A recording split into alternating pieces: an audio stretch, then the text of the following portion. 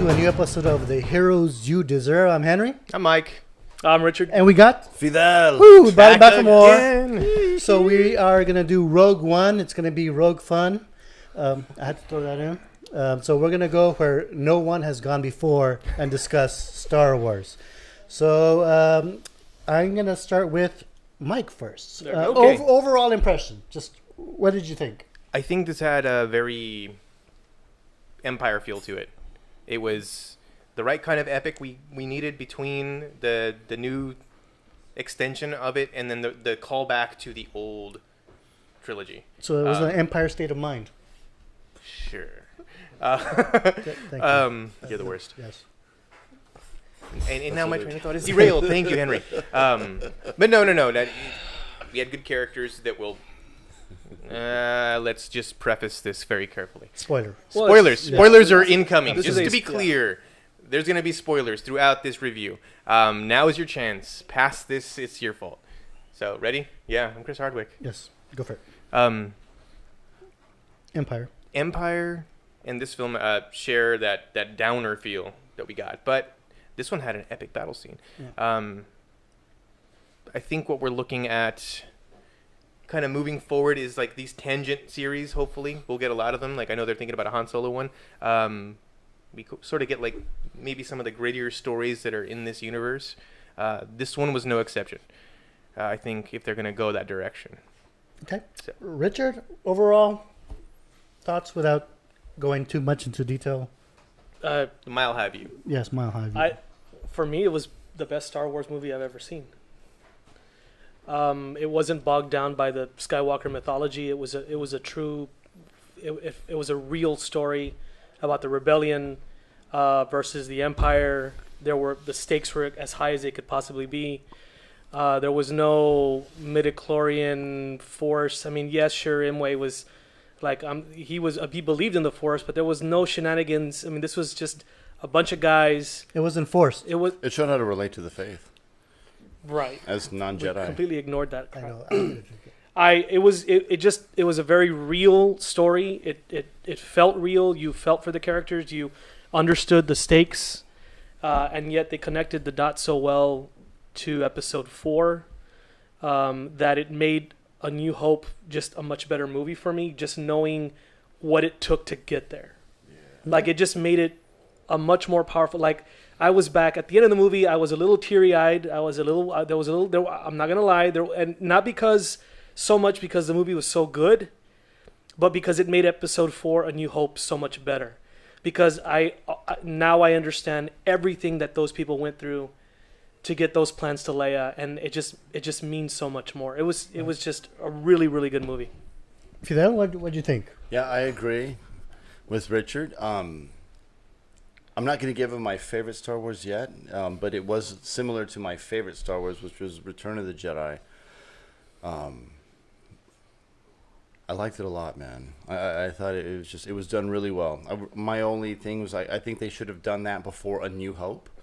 I think it was too important to wait 30 years for this amount of information, this piece. I really enjoyed how it kept it legit, and it was true, man. Even down to the sounds and the, I don't know. It was just really good. My only thing is that they could have done it sooner because there wasn't too much CGI.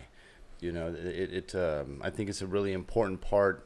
I never really felt that the Skywalker saga slowed the franchise down ever, but to have this a part of it, almost parallel to it, although it's extremely important between Revenge of the Sith and A New Hope. I only hope that they would have put more importance into it earlier when I was a younger viewer. That's all. But it was awesome. Yeah, but I think George Lucas he immediately started off with 4 because at that time technology wasn't ready to do the full space opera that he was doing. So he started 4 and he referenced all the prequels, and so when movie technology caught up to George Lucas's dream, then that's when they did the prequels. And maybe even if they had done Rogue One, New Hope probably might not have as much significance or importance to us now because we already connect ourselves with episode 4. Yeah. And so Rogue One just makes episode 4 a lot more sense and memorable, I guess. Yeah, it's very much a love song to the fans of the original trilogy. All right, I read someone online that they thought, in a bad way, that Rogue One was a fan film. In a bad way, in a Yes, bad light. yes, in a bad light. I like when they can do something like that. You know, the importance Well, they did it of on closing. a fan film, a fanfic, if you will, on a scale like that. There is was too much unprecedented. homage, and But it really wasn't. It wasn't. There was it winks all and nods, organic, but and it wasn't overt. extremely well Force done. Awakens was too much of an homage. Yeah, Force Awakens was way too much of an homage. Yeah, what This didn't felt we do? authentic. This felt, this felt real. Like, Yeah, I mean, man. the planets felt real. I mean, I don't know how much green screen they used in the prequel trilogy, but this one truly felt like a prequel. This one felt like a prequel. The other ones were just this whole politics and the Senate and the Yeah, all that. 1, 2, 3. I hoped they had this feel. Yeah, this feel one was felt, proper. This one had that proper. It was a visceral, real. What was can going on imagine the if screen 1, 2, was 3 matter. looked It like mattered, that. and I wasn't bored. I was like, and then all these little like nods, not even nods. They were just connections to Easter what we eggs. already knew. Yeah. No, I don't even know if they were Easter eggs as much as they were just like, oh wow, so this is all flowing into this. Like it just all perfectly fit to even the last frame of the movie, just perfectly fit into A New Hope. And it was just like, I mean, Well, I know when Gareth or whoever, the production designer, when they did research for this movie, they researched a lot of war movies, like World War II and Vietnam, just to get a war feeling to it. Because for a Star Wars movie, episodes 1 through 6 was too much politics, too much meetings, it was too much yeah. embargoes. yeah. This felt like an actual war movie. And Yeah. the whole, it felt like when they were invading Normandy with the bombing and Yeah, the escape- surprise attack. the surprise attack. Well, what did you guys think about that war scene? That was probably one of the better moments in Star Wars history, I think. A truly epic battle. I mean, we've had Hoth, which was pretty close to that. Yeah. I mean, this is the fundamental battle that Star Wars is built on. Yeah, it's one that they glossed over, unfortunately. I mean, it was just it was a Deus Ex Machina in A New Hope. Like, oh, guess what? We have the plans that tell us how to destroy that. And it was a MacGuffin throughout the whole film. Yeah, I thought it was cool. It was important that it was a 30-minute scene. It was huge. It was a big It was part an of epic, it. yeah. It was the effort that it took to get those plans. Now that it's in context, makes A New Hope even that much more epic. I mean, And the fact that the weakness was built purposefully by Urso. I mean, it wasn't like, oh, look, that little hole, whatever, and like 2 photon yeah, torpedoes, it whatever. seems silly. Yeah, You know, I mean, like, oh, why But would he it's like, design no, that? it was there by design, and it made sense that the Empire had no idea what it was because they wouldn't have known what it was. Right, and No, that's yeah, been a for criticism for That 35 wasn't, years. yeah, it's been a criticism for 35 years, and now it's like, oh, well, they never knew about it. right. So it did all of the right things for me, like, and it's just, I don't know, it made Star Wars better. All right. It seems overall we all liked it, but name me something that the movie got wrong. What was bad about it? What was negative in your opinion? Like being the devil's advocate. Oh gosh, some of the humor was obviously forced. It was just jokes for jokes' sakes. But even the but the androids, delivery kind of even helped that because we had Alan Tudyk Mm-hmm. obviously delivering the lines. What is it? K2SO. Mm-hmm. but probably one of the better droids C-3PO you've and seen. BB, they also delivered humor in their movies too. To an extent, I mean, we didn't get a whole lot of dialogue out of BB-8, and obviously none out of R2D2, and really we were left just filling in context clues for what he was saying via everyone else's reactions to him. But yeah, this it definitely seemed like there was an actual comic relief element. that Like a was- Marvel movie. Yeah. Well, I mean, it's Disney, so His it's humor, following the usual The formula. Yeah. His humor seemed very meta to me, though. Like it would be something like a hater watching the movie would be saying, like, "Oh yeah, sure," He had that I'm kinda- gonna see this, and Like a I'm gonna Mystery think Science that Theater? Jeremy from CinemaSins is gonna be like, "Oh, K2SO would be great at CinemaSins." Exactly. Yeah, like everything that he was saying was like almost calling out the movie, and then it was like, but it was part of the movie, so it's like it's all good. That's kind of the way it felt to me. Take the wind out of the sails. Yeah, it's like, oh, look what they did, and then he calls it out. I was like, oh, whatever, let's let it pass, because that's kind of how his humor felt to me. Like it was very meta, You know, they're like, I know what I'm saying and I know why I'm saying it. And I didn't notice that angle until now, but yeah, you're right. Yeah, that's how it felt to me. And to me, it wasn't. I mean, I don't know that it seemed forced, but I think when any time the story kind of felt a little like, hey, wait a minute, what are y'all doing? He would say something too that mechanical. Like, yeah, he would say something like, you know, this is, you know, what it is. You need to stop with your freaking. They're not funny, man. Sorry. All right. All right. So Fidel, I know you earlier touched on something that something that you like. Is there anything else that you want to add that you thought that the movie didn't achieve? No. You know, I would have had to have watched the movies a lot more regular and known them a lot better to be able to really pick out like, oh, they missed this. I mean, we found that minor little hole on if the creator of the Death Star was killed and all the scientists were killed, and then somebody takes credit for it. How do they rebuild it in Return of the Jedi? You know, I don't think you can just see something built once and then put together a planet destroyer. But other than that, that was it. I really enjoyed it, man. It was good. They could have maybe made it a little longer. You know, I wanted to see a little bit more significance of the Imperial, I guess, pilot. You know, he just kind of falls in, and then here we go. You know, if you have no knowledge of Rogue One's story, it's going to take you about 30 minutes to see like what the hell's going on. But other than that, it was good, man. Because it to me reminded me a lot of the, you know, 4, 5, and 6. Yeah, some criticism that I read online that the beginning was a bit slow and that there was too many transitions from scene to scene. Well, they did a lot of character development. Yeah, you're introducing some of these films when you have an ensemble cast tend to fall on that. That old trope where, you know, okay, everybody gets their opening scene and you get to see a little bit of their origin story. Some of them were sort of built into others' origin stories, but every character seemed to get their couple minutes of like, ooh, here I'm this guy and here's what I do. So obviously that did slow the pacing down at the beginning, but once that bit was out of the way, we got into the meat of the story. Everything started to flow more naturally. Obviously, they were racing towards an obvious finish, so the fuse was burning. Mm-hmm. So once it was lit, it got going, but it did take a while to get it lit. What did you think about the Peter Cushing and his CGI revival? Brilliant work. Disney's doing such amazing work with their CGI. When I was telling him, I was like, during the movie, I must have said, no way. I must have said that out loud like 10 times because was that you? That was, I did not expect, like they did such a great job of hiding what they were going to give us. Like we had no idea what we were going to get when we saw this movie. To see Grand Moff Tarkin and to see him being such a vital part of the story.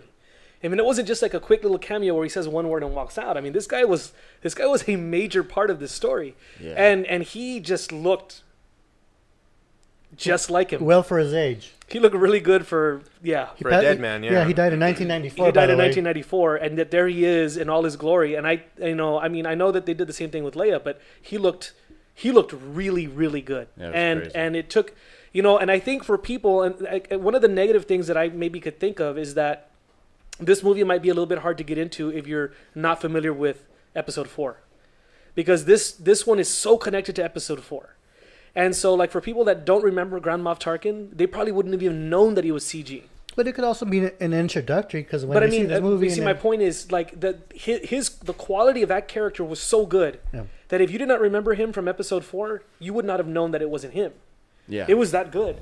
I mean, I already knew he had passed away, you know? I mean, I knew who he was, and I'm like, there's no way. And I'm looking at him, and it was so well done. It is incredible how it was the voice actor and body double that they got for that were incredible. It was so well done. And Leia was, to me, felt a little bit more, you know, it didn't feel as... That was a perfunctory effort. You could tell that was just in there for a little wink, wink, nudge, nudge. Right. Ah, look, see, because it's related Tarkin, to oh, wow, man. And, like, I mean, he was such a badass in this movie. And it's like they filmed it back then. Yeah, and it's like you didn't really get that sense of him during Episode 4, but you really get... Now when you watch Episode 4, you really understand this guy so much more. Well, obviously he was CGI. Could you tell in the rest of the movie what was CGI and what was not? Or was models? As well, I could tell that he was, but that's because I already knew that he couldn't Well, be there, Well, he's right? yeah. And also obvious Leia. reasons. I mean, I knew that Leia, obviously. They Did you did a pick hell up- of a job with the android. I mean, there's no way that was a real android. K2. Yeah, No, they did mocap with that. They had him on Correct. stilts. Right. They yeah. had the I mean, weird so mocap suit on whatever him. they did, this is probably the finest example of any kind of special effects I've seen, probably ever. We got our first droid that could emote too. Yeah, Like he actually had facial expressions via his eyes. yeah. Like his eyes moved and they narrowed and they actually had expression to them, which is gave him an odd human quality. Sure. And everything felt like all the structures felt real. You know, like right now we were just watching. Right, you know, they're showing the episode 3, and everything looks just so drawn. It looks Oh, so it's just. horrible. It It looks looks so just. 90s, like Well, 90s comics. It, So yeah, it just come to looks life. like it was drawn, and all the buildings look authentic. Everything looked authentic. It just everything. Well, that's movie technology. A lot has happened in. Well, 20 but I years. mean, we've seen a lot of movies with a lot of special effects this year, and this one just seemed to. It did all of the right things. Right. I mean, it just did. It looked like you were really there. It didn't look fake at all. It was really good. Do you think Jin Erso was a Mary Sue? Well, okay. No. So for No. those of you all that should we explain Mary Sure, Sue again? absolutely. Yeah. Yes. Okay, so a Mary Sue character is this kind of very popular new kind of term where you have a strong female, generally attractive, who's just like a badass, kind of like Rey was in The Force Awakens. The problem with Jin is that she did make mistakes. She struggled, whereas, you know, you're watching Force Awakens again, you're watching Rey, and she was like a master pilot. She was a master lightsaber wielder. She was able to get the stormtrooper to release her. I mean, she did everything. Now, granted, one can say, oh, it's 'cause she's strong with the Force, but it was still very Mary Sue. She did nothing wrong. She was the one that saved everybody. You had to be willing to make that leap. Right. Like, okay. And here, Because she Jin strong was with the just. Jin was Fallible. just, yeah, she was fine. I mean, she did what she could. Human. She wasn't a pilot. She never flew an aircraft. She was a hand-to-hand fighter. That's all she knew how to do, and that's what she did. I didn't see her making marksmanship shots or anything like that. Everything that she did was within her character, and It was all guts. It's Yeah. just like, do I have the guts to make that happen? Yeah. And she did. And I don't see her as a Mary Sue character at all. Not in this movie for sure. Okay. What do you think about Donnie Yee's character, Chirrut, the blind gentleman? Donnie Yen. Donnie Yen. Yeah. So, force sensitive or not? I think he was sort of maybe hoping he was, Mm-hmm. and had, in that aspiration, maybe honed his skills as a blind person to that point. Again, we're taking leaps because we didn't get a whole lot of his story, unfortunately. If we're going to make a side movie about anybody, I want to see a Chirrut Imwe and Baze Malbus like buddy movie, because these guys seem to have a bond Right. that I did not understand. Like but Han Solo and Chewbacca kind of bond. yeah, they had a really strong bond. I would love to see more of this story fleshed out, because evidently there's something there. They ended up on, oh gosh, what was the name of that damn planet? There were Jeddah? so many. Jeddah. They were on Jeddah. He was holding down the fort at the temple. Still one of the holdouts. They were temple guards back when the crystals Right. were still. This big guy with this heavy weapon is protecting him. We have no reason to know why. Yeah. There's no motivation there, and I want to know what it was, because it seems like it's a hell of a story. I got the notion that he was more like a groupie kind of type. Like he really groupie? wanted, like he wanted to be a Jedi. Yeah, I almost. Oh, okay. Like he really Imwe, wanted to be part of the yes. band, but he really didn't have any ability whatsoever. I feel like the story behind it's gonna be like maybe at some point Imwe like sacrifices himself, and that's why he doesn't have his vision, and now Baze has like this. He feels like, okay, I'm your man forever now. 'cause Right. Well, they were followers of the Wills. They were temple over the Wills, which had a connection to the Force. So he's kind of like a Jedi light, because I mean he had Daredevil senses. Right. You know, I mean, sure, yeah. yeah. I'm Yeah, sure he he- trained. Obviously, Yeah. I don't know that he trained as a Jedi, because I don't know how they take. His there are no midichlorian Jedis count was too anymore. low. That's what I thought it was cool. It was given an explanation of what the Force was. It's a faith. It's a belief And sometimes you just have people that are able to get a little bit further down that path, and he was one of them. You know, his height of or his sense of hearing was, you know, increased due to him being blind, but still not to make him that much of a badass. When you believe like that, you know, you just, I don't know, it applies different to you opposed to a non-believer, and that's what you get. I didn't get that he was a Jedi and he had these midichlorians in him, but that he he did believe that the apex of the belief in the Force could eventually ascend him into this kind of, you know, tranquil understanding, defender of the galaxy. At this point, all the Jedi are dead except for Yoda and Obi-Wan. Correct. Yeah. So he basically was like a self-taught. Right. He was like a self-taught Jedi, and I mean, he'd had some maybe innate abilities, and obviously Baze was like his Force, you know, like he believed in the Force, but the guy with the big Gatling gun, you know, he was the guy that was helping him out. He was lucky to have him. Yeah. What was his line? I don't need the Force. I have you. Yeah, and it's like, so I don't know that he was. I think he was partially in tune with it, and maybe if he had been properly trained, he may have been a Jedi. But since there are no Jedis to train anymore, he was the next best thing. That was probably one of the more gut-wrenching scenes in the film when we lost those two, because they died. It was rough to see a lot of all of them go. Actually, so you said you teared up. Which part? Which part was the most? A lot of that was rough, man. Well, okay, so there's two reasons why I teared up. There was some emotional stuff, obviously, but for me, the tearing up was seeing the sequences that were connecting to Episode 4. Like, I was a kid again, and like now watching that movie at the theater when I did in 1977, I actually now knew what happened right before. He was 2. I was 2 years old, man. Okay. But I could now connect everything that happened up. I mean, it just made that movie so much better. Sounds legit. I remember thinking and I got emotional because I was like, holy, just this movie is just so awesome now because of what I just saw that just happened right before that movie started. So that was it was a moment for me. Did Fidel, did you tear up? Is there a scene that stuck out to you that really pulled at your heartstrings? No, but it was nostalgia. It did have this just excellent quality of taking me back into the 80s and or 70s. late 70s, early 80s, and I think that's what George wanted to do with 1 through 3. You know, maybe he felt a little pressure, but man, the rawness, the quality was phenomenal. The part when I started to see how everybody was dying, that's when I didn't get teary-eyed, but I was like, oh, this is the stakes are real. This is a suicide mission. Mm-hmm. Now I understand exactly the stakes. Why A New Hope was what it was. That's why, it's like, why didn't they do this one first? But I appreciate for us, and I think it's going to be different for new fans that maybe don't look at the original trilogy the way we do. Right.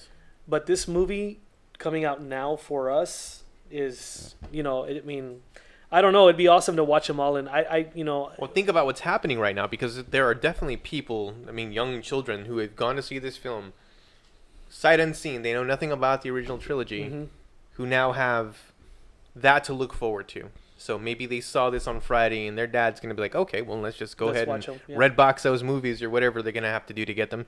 Right. Let's show you what happens next. Yeah. For it to start for the way first it does time. That is a thing that is happening right now, and that's beautiful.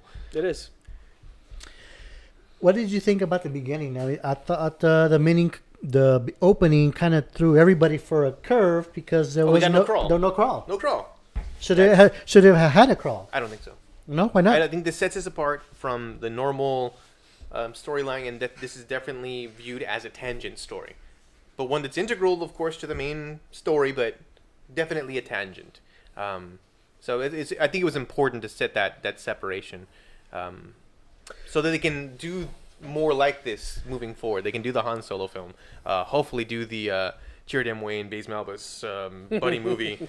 Well, out of all of these stars, only one of these stars signed on for multiple movies. Oh? Felicity Jones. Really? Yes.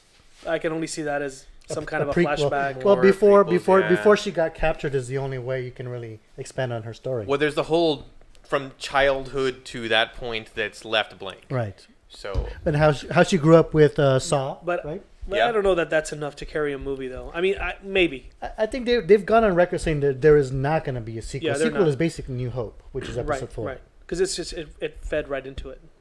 What do you think about the music? Because obviously Star Wars has that. the John Williams score, the yes. iconic John Williams No, score. it's good. It was. I would have liked to have heard it at the beginning of the movie, and When it the was swells hit, though, yeah. I it mean, meant something. there So it were was nice that it the was- elements were all there when they needed to be, especially like in the Darth Vader reveal. We had the Imperial March, and it's funny because in the original trilogy, we never heard the Imperial March in Episode 4. We only heard it in Episode 5. That was the first time we heard the Imperial March, but we heard it here. So I mean, there was definitely connections to the original trilogy. I don't know. I would have wanted a few more musical nods to the John Williams stuff. It was good. That was probably Nothing memorable, really. I don't know. There was not any original theme here that I could remember. on that vein, has Darth Vader ever looked more badass than when he was cutting through Yeah. that that ship? sequence in the hallway was Yeah. crazy. Like, Yeah. I mean, sure, when he fought Luke in on the what is it, Cloud City, And that was an Empire. okay fight. You know, you used a lot of like flying shit around to get him, but in this one, you saw him just really just Yeah.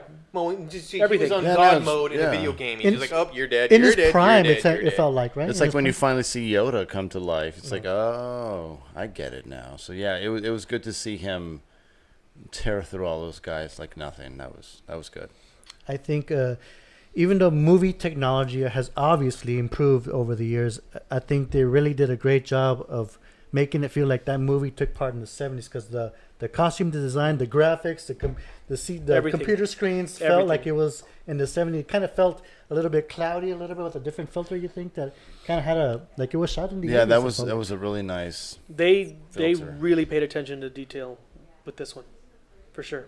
It's exactly, it calls back to the complaint that you had about the prequel trilogy, that it looked a little too polished considering that it was taking place in the past. This one definitely gave gravity to that look, that this needs to Absolutely, be man. in this time period. It needs to have that warm feel, and everything did. I don't know that there was a filter necessarily. I think it was a lot of light.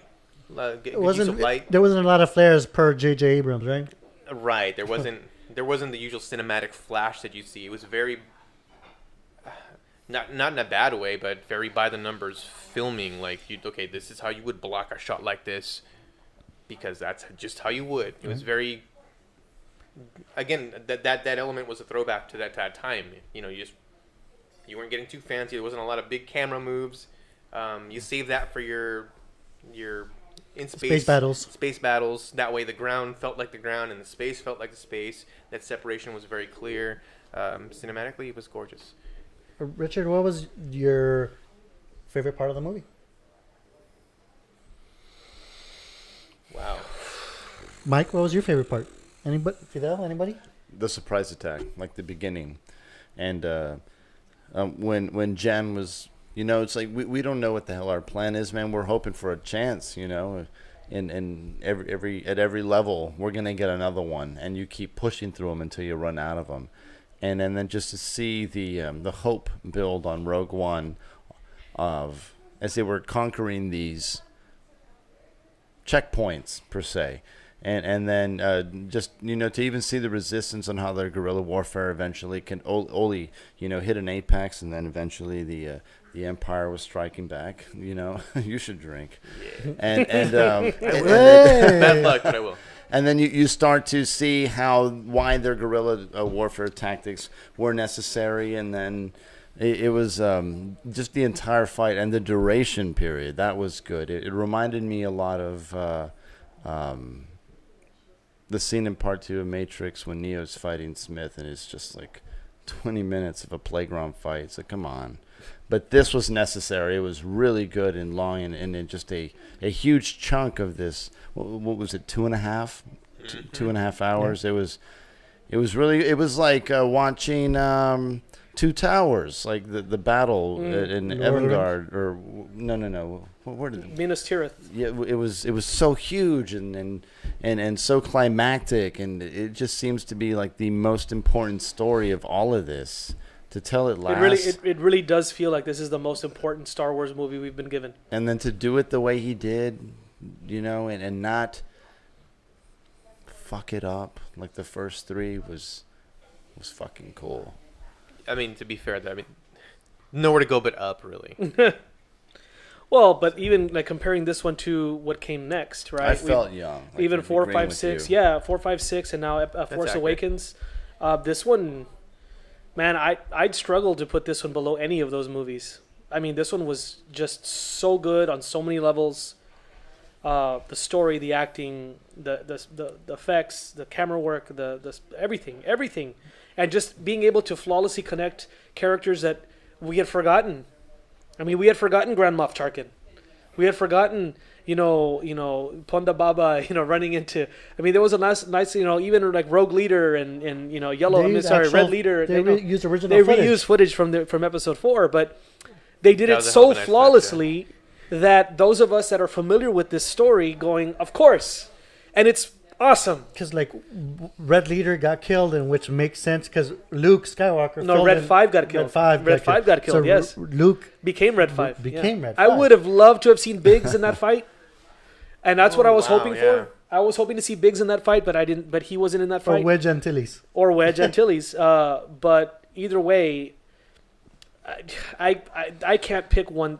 There was so many things. We'll talk about what are some of the memorable favorite scenes, or let's talk about it. What was fun? What was amazing? That entire last battle was just phenomenal. The build up to it too. Yeah. I mean, you touched on that. The space battle on the ground battle. The space battle on the ground battle. That brilliant move with the hammerhead. Yes, was great because you saw like the actual scale of these Star Destroyers. Like really made sense. Like okay, these things are gigantic. Those are probably models, but I think. How's that? For movie making, I think that they were models. They actually used... No. They actually build them in space, I think. No, as opposed to CGI. Yes, no, it's clearly the cheapest budget was pretty high for this. right. Nice one. But it was the build up before their little suicide run. It's like they knew they didn't have to survive. They just had to finish the job. Yeah. And they went in knowing that, and they still did it anyway. And it never felt like, real hokey, like, okay, this is just that scene in the movie where everybody's getting themselves pumped up for the fight. It was like, okay, none of us are coming home. We know that. Everybody had that look on their face, and they were super cool with it. They're like, okay, yeah, that's the job. We're going to do the job. It felt like they were prepping the soldiers when they were going to invade Normandy. I mean, it's like, we're not going to come back from this, probably. Yep, just don't worry about living. Just win. Right. Just do. Anything else stick out, Richard? Anything... want to discuss before we go to rating and before I have a surprise? Oh, you have a surprise. I just strongly urge, if you haven't seen the original trilogy in a while, go watch Episode 4 again, because this movie just perfectly complements A New Hope, and it totally kind of just makes us kind of rethink what we thought we knew about Star Wars. Like, it makes me think about it in a different way. And it's a good thing, because now it doesn't seem like such a kid's movie anymore. Like, it actually seems like a legitimate film. Because Episode 4 opens up with a text, just the rebels got them the death plans. Now we have context. Yes. Yeah. They just, according to the crawl says, they had their first victory against the Empire. They've stolen the plans. And, Darth Vader's in hot pursuit, and this is literally... just right after. Right. And none of it felt forced. None of it felt... I mean, I cannot pick one thing that I liked more than anything else, because it was all good. I would have liked maybe more information on the Saw Gerrera kind of deal, but I know that his story is more in like... It's in Rebels. It's in Rebels, correct. Right? So those of you that maybe are not familiar with the animated series Star Wars Rebels...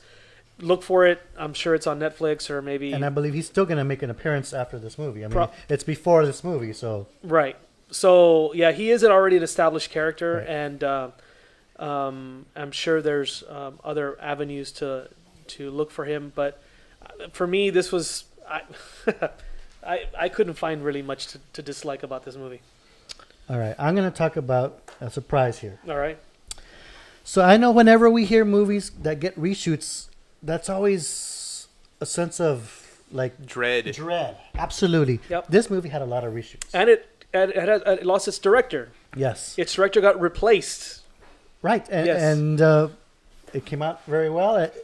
The teaser trailer that we first saw, most of that footage is not in this movie. It is not in the movie. Like, remember the part where Felicity Jones or Jyn Erso says, this is a rebellion. I'm a rebel. I'll rebel. I rebel. That's not in the It's movie. not- Yeah. Where she's on the catwalk, and that And TIE fighter comes up Right. and hovers. That's not in the movie. And when she turns with that shot, when the lights turn on, Yes. and she turns towards the camera. That's not in the movie. There's a lot of sequences, that are not in the movie. It'd be awesome if all trailers were that way. Just the extra stuff Yeah. that you don't get to see to pull you in. Well, but the important thing is that some of the teaser trailers or trailers, there's footage of the. Let me see here. They'll probably pull from it later then, if she's re-signed. Who's who's the villain that Jyn Erso kills at the very end? What's his name? The director? Yes. Let's just call him the director. Okay, the director. This guy right here. The director. Yes, the director. There's footage of the director and K2 and Cassian and Jyn on the beach. Right. They were He's walking in the cape and the white cape in the water. and they're yes. running. I remember that, They're yes. running, and she's got the death plans in her hand. Right. So whatever vision they originally had, they scrapped all of that, Yeah. and they came up with this one. The entire last act was redone completely. Right. Yeah. So I don't know what it was originally going to look like, but they did a hell of a job fixing it. I mean, who knows? There's a lot of what ifs. What was that? What was that timeline? What was that Flashpoint timeline that could happen? It's not going to matter. Yeah, doesn't matter. Because we'll never see it. Doesn't matter. It doesn't matter because we're not going to see it. All right. No. So are we ready to give it a rating, or is there anything y'all want to discuss? Anything? I mean, it seems like we should give a little bit of play to our supporting cast. We had Riz Ahmed from the Night of. If you're familiar with the HBO series The Night of, he was, Riz doing Ahmed. a hell of a job as Bodhi Rook. I mean, he was the pilot. Yeah. He didn't get a whole lot of play at first, and then what struck me was his attachment to Galen Erso, to Mads Mikkelsen's character. Mhm. Like he'd been given this chance, and this is another one of those stories I would like to see fleshed out. Redemption. Yeah, it's like, okay, you don't have to be part of the Empire. You can, Yeah. if you choose to, be better and Well, it's actually go on this mission. yeah. It's probably going to get you killed, but you'll have that chance at redemption. And that's all I can give you. That's an interesting thing this movie gave us is that a lot of the main characters involved were Empire characters. Yeah. That were just like, you know what, we don't like what the Empire is doing, and we gotta, we need to fight back against it. And, This was the kind of the first time we saw that, the pilot and also Galen. Well, Force Awakens. Remember that Stormtrooper rebelled. Yeah, Finn, yeah. Yeah. Finn, but for us to see this happening, so much of the success of the rebellion was based in part on defectors. If it wasn't for these defectors, Galen and the pilot, this rebellion may not have ever succeeded. So the Schindler's List of Star Wars. He was still working with the regime. Yeah, but he was still helping out the. This is a tricky movie. This is a tricky movie to label. This is probably man. one of the darkest It's Star Wars definitely movie. it is definitely Because Empire, I think, was the previously darkest one, and now I think but it was dark because we were all hopeful about we saw a lot of Luke proper and heroic deaths too, like where people just fell on their sword, like this is it. Like, oh yeah, I'm And we I'm know gonna why- die, but yeah. I'm taking a few motherfuckers with me. Yeah, and we know why we're dying, but that's fine. This is the mission. The audience that I was in. I mean, I heard gasps when K2 died. I heard gasps when Cassian died. I mean, I heard gasps like a lot of the major deaths. Like, the audience was really into this film. Yeah. They applauded There was an when applause. Darth Vader. They applauded when the rebel forces showed up to destroy the shield. I mean, I think I went to see it twice, and the audience was totally into both times. Mm-hmm. It was. I mean, we had a rowdy crowd. Yeah, during we our did. Screening. It was crazy. Man. They seemed to really love everything. And But it was proper. It made it for a wasn't good exaggerated. experience. It really did. And what's funny is because there was a lot of high school kids in our screening, and of course they don't have as much context as us as we do. I think, but I think they still appreciated the movie. Yeah, I mean, there was like big Silence. pops. There was silence. Silence when there needed to be big pops, like when Darth Vader popped out. I mean, we had a loud cheer. Yeah. This theater was full at 9 a.m. It was loud. These kids were super stoked to see Darth Vader and to watch him kick ass. It was an odd thing. I mean, because a lot of these guys are, Yeah. they know the character. They know why he's awesome, but they didn't grow up. They didn't grow up with it Yeah. like we did. Yeah. Well, they probably grew up with it with episode 1, 2, and 3, maybe. Okay, can we agree that James Earl Jones is sounding really old though? I thought it sounded well. It was fine. I mean, they could still It manipulate wasn't horrible. It was good. I can hear the age though. I don't know. Maybe it's I just couldn't me. hear it. I was waiting. I wasn't. I was waiting for him to say, "This is CNN." Oh gosh, No. No. All right, ready to rate it? Ready to rate it? Let's make it All happen. right, Man, let's do it, man. Bring it on. Michael. What would you rate this film? out of 10, Yes, I'm sir. giving this a solid 8.5. This Okay. is a strong movie. I want to give it a 9. Actually, this is gonna be at a 9. I'm gonna give it a 9. You're gonna give it a 9. I'm gonna give it a 9. This is probably one of my favorite movies this year. Hit all the right spots. Leaves me hungry for what's coming next Christmas. So yeah. So before we move on, so now that you rated a 9, where would it place in all the Star Wars movies? Oh. Oh. Okay, I wanna rate it just under. Okay, so for me, it's Empire, A New Hope, Jedi, this film, and then everything else. Okay, Richard, where would you rate it? I'm getting.